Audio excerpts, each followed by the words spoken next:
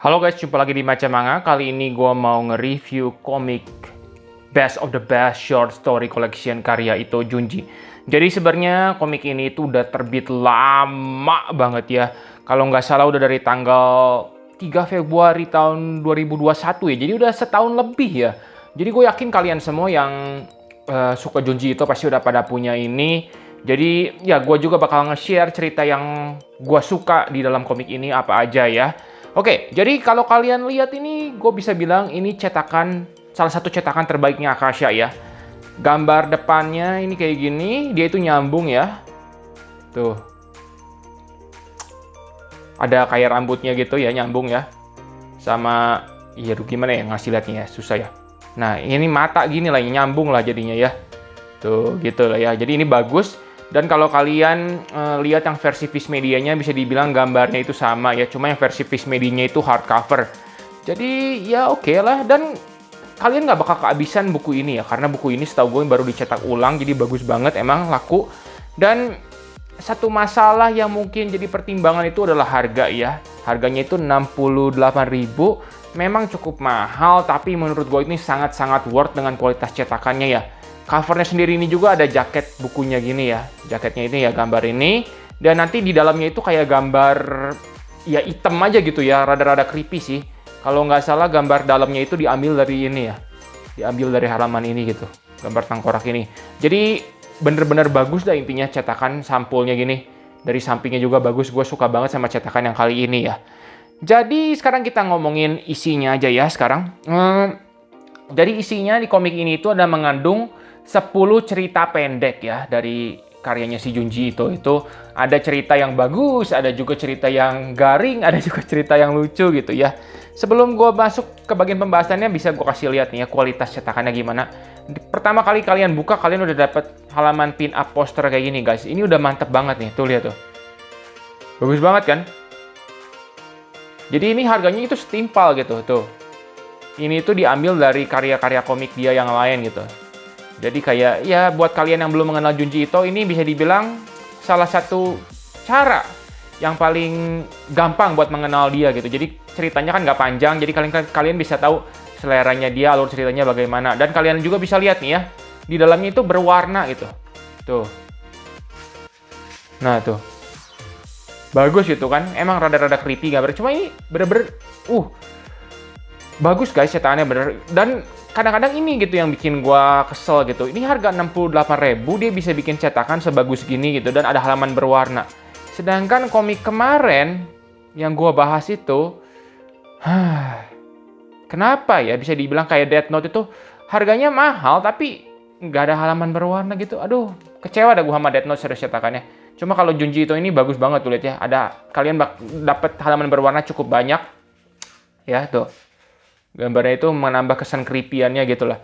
Dan setahu gue itu katanya ada edisi yang salah cetak. Jadi mereka ngasih halaman berwarna lebih banyak dibanding edisi reguler ya. Ya gue sih yakin yang punya gue ini edisi reguler ya. Karena gue lihat ini nggak istimewa apapun gitu. Cuma ya nggak tahu deh kalian coba judge. Apakah kalian gimana sih yang edisi spesial itu. Yang orang-orang yang beruntung yang dapat edisi itu gue nggak tahu segimana warnanya. Cuma dengan edisi yang seperti ini pun gue udah bilang ini bagus banget gitu. Oke? Jadi ya setimpal banget sama harganya. Sekarang kita bahas ya. 10 cerita ini menurut gue yang paling bagus adalah Venus in Blind Spot ya. Bukan yang ini. Ya ini Venus in Blind Spot ini adalah ya wajar sih ini yang paling bagus karena ini juga yang dijadiin cover dari short story ini gitu. Jadi ya wajar banget ini yang paling bagus. Gue yakin si Junji itu juga meyakini ini yang paling bagus karena ini jadi cover. Ceritanya itu bagus gitu ya. Dia itu creepy ya. Endingnya juga ada, kasihan endingnya. Dan ada endingnya gitu. Soalnya kalau cerita yang lain beberapa ada yang endingnya itu ngegantung gitu.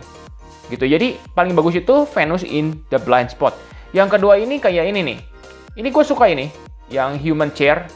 Human Chair ini cerita terfavorit gue yang kedua ya. Tapi ada kekurangannya adalah ini serem, ngeri. Tapi ya intinya gini tuh, abisnya nggak jelas gini gitu. apa ini? Selanjutnya apa yang terjadi? Nah, itu yang membuat Venus in the Blind Spot itu lebih bagus dibanding Human Chair. Tapi Human Chair itu sangat creepy dan bagus ya. Cerita yang ketiga yang gue suka itu Memento ya. Memento ini ajaib ya, karena bisa dibilang bukan ajaib sih. Dia itu cuma berapa halaman pendek, ya, tapi dibanding Venus in Blind Spot cuma intinya lihat tuh gambar mengerikan banget gitu. Jadi ceritanya itu tentang ya jadi kayak dia itu melakukan hubungan dengan mayat. Jadi anaknya itu terlahir juga dan serem lah intinya lah ya gitu ya. Dan iya gitu, endingnya juga ada gitu tuh. Meninggal gitu intinya. Sorry ya spoiler ya. Cuma ya intinya ada endingnya. Ngomong-ngomong ini waduh, gue baru nyadarin itu. Hati-hati ya guys, kalian baca udah mulai kayak kekelupas gini. Cuma nggak mau copot sih, cuma tenang aja lah. Gitu. Cuma ya ini, oke. Dan cerita keempat gue itu Other Love of This World ya. Ini jadi cerita orang yang bisa dibilang kayak otaku ya. Bukan otaku ya, otaku zaman dulu. Karena dia itu cinta berlebihan sama boneka gitu kan ibaratnya. Nah ini juga yang amazing ya. Ini organ wanitanya ini tumben nggak disensor. Gue tau ini boneka, cuma ya hebat aja tumben ini nggak disensor gitu. Maksud gue gitu. Tuh ya gambarnya itu. Wah, bener-bener bagus artworknya dan serem gitu. Ini overall bagus dan ada endingnya gitu. Ya, cerita tentang orang yang cinta gila pada boneka. Itu cerita terfavorit keempat gua. Dan cerita yang urutan kelima itu adalah cerita di awal buku ini ya. Sayang banget gua pengennya sih Venus in Blind Spot yang berwarna ya. Cuma ini yang berwarna juga oke. Tuh kayak gini tuh gambarnya itu ngeri banget ya. Jadi ceritanya orang itu nggak boleh berduaan, harus sendiri-sendiri kayak zaman corona gitu guys. Karena kalau mereka berdua atau gimana, jadi terjadi fenomena aneh, mereka saling menjahit badannya satu sama lain. Jadi ya creepy ceritanya gitu. Tapi lagi-lagi gitu, endingnya itu ngeselin endingnya. Endingnya itu jadi kayak kita nggak tahu ending akhirnya gimana. Karena ending akhirnya tuh cuma, sorry ya gue spoiler lagi ya. Tuh, dia ngelihat pasangannya kayak kesurupan, terus udah ya endingnya gimana? Ya kurang ya, mungkin emang ini salah satu cara mereka menyampaikan aspek horornya, cuma gue kurang suka sama yang begitu ya. Makanya ya seperti yang gue bilang tadi, Venus in Blind Spot itu paling bagus. Dan nomor yang urutan ke-6 itu Sad Tale of Principal Post ya. Ini yang urutan ke-6 itu ngakak guys. Gue nggak tahu ini cerita horor atau cerita humor. Karena ini tuh cuma 3 halaman kalau nggak salah. Nah, 3 halaman. Ini udahlah gue spoiler aja. Cuma ini bener-bener kocak banget ceritanya. Jadi kelihatannya mereka lagi pesta-pesta ya. Karena berhasil bangun rumah atau apa, baru barang rumah. Tiba-tiba, ayahnya itu tiba-tiba ada di bawah pilar rumah ini. Goblok banget kan. Ini ngakak gitu. Terus udah kegencet gini. Sayang sebenarnya apa yang terjadi. Sepertinya aku menjadi alas pilar. Ini mungkin kayaknya dia tuh, si Junji itu mau ngebikin bercandaan ya. Kan kalau bisa dibilang kayak anak laki-laki atau ayah itu kan kayak tiang utama keluarga gitu. Nah, makanya mungkin ini dia mau bikin cerita humor sekaligus horor dijadiin kayak gini. Jadi kan dia jadi bagian pilar. Tuh, kelihatannya ini adalah pilar utama rumah ini itu. Ini masih bilang, kalau begitu aku harus di mana? Ya dikeluarin dong. Tuh, biarkan aku di sini tuh. Ini jadi kalau kata gue sih ini kayak ya interpretasi lah gitu, laki-laki sebagai pilar punggung utama. Sampai mati pun ya mereka bakal jadi punggung utama gitu maksud gue. Gue sih nangkapnya cerita itu begini. Tapi gue baca ini sumpah ngakak banget ini kayak gini. Cuma 3 halaman tapi cerita favorit gue yang ke-6 ya.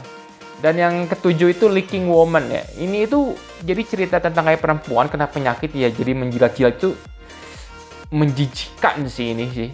Cuma ya gitu deh ceritanya, cuma ngebikin disgusting aja. Cuma kalau buat ceritanya itu ya nggak gimana banget gitu. Cuma ya oke lah, peringkat ke-7 ya. Terus yang nomor 8 itu Enigma Amigara Fall ya. Ini juga ceritanya tentang orang yang jadi ya masuk gitu di pegunungan, ada kayak kosong, orang-orang itu masuk gitu, tentang klaustrofobia atau apalah ya, begitulah, biasa banget menurut gua ya. Jadi itu cuma masuk urutan ke-8. Yang ke-9 itu yang tentang profesor ya. Ini cerita tentang kayak pengarang buku, jadi kayak terobsesi gitu, dikejar-kejar sama kayak arwah gitu. Ya, menurut gua sih yang ke-9 ini garing ya. Udah mulai garing yang ke-9 ini ya. 8, 9, 10 jujur aja gua nggak gitu suka.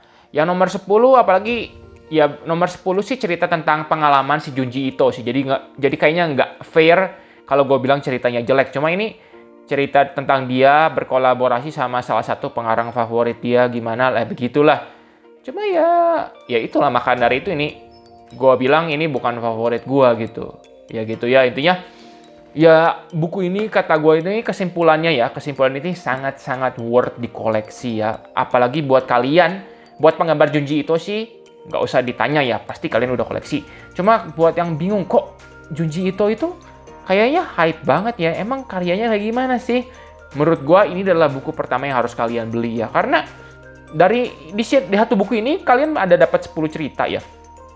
Jadi kalian bisa kenal gitu karakteristik si pengarang ini gimana dari segi humornya atau apanya. Jadi ini benar-benar buku yang benar-benar gue rekomendasiin deh buat yang mau mencoba karya Junji Ito gitu ya. Dan buat kalian yang mempertimbangkan haruskah kalian beli versi Viz atau versi Akasha-nya, menurut gue sih kalau kalian penggemar berat Junji Ito, gue bisa bilang versi Viz-nya itu sangat worth ya.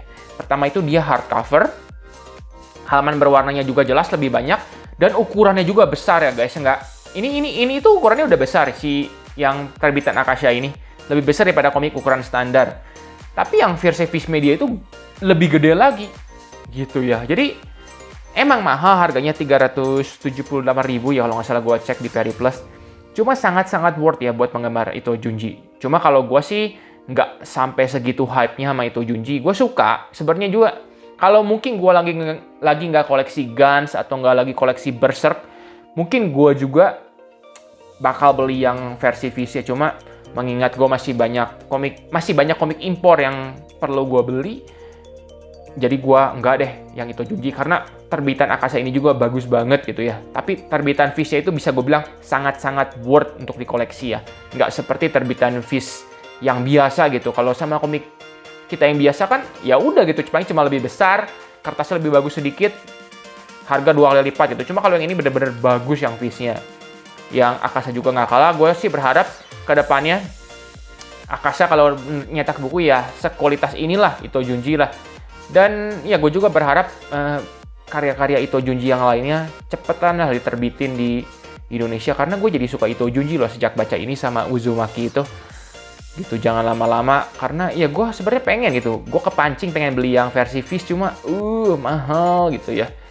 Jadi gue berharap bener-bener deh cepetan deh, karena kalau keburu gue udah ngomplitin Guns, Berserk, ada kemungkinan gue bakal beli yang versi Viz-nya gitu. Dan kalau udah beli versi Viz-nya, jelas gue gak bakal beli yang Indonesia. Jadi ya gitu deh guys. Jadi intinya komik ini gue kasih skor ya 8 lah, 7,5 sampai 8 lah. Ini karya yang bagus buat mengenal Ito Junji gitu. Jadi terima kasih ya udah nonton sampai habis. Pastiin kalian like video ini dan subscribe biar gak ketinggalan sama video selanjutnya. Sampai jumpa di video selanjutnya ya guys.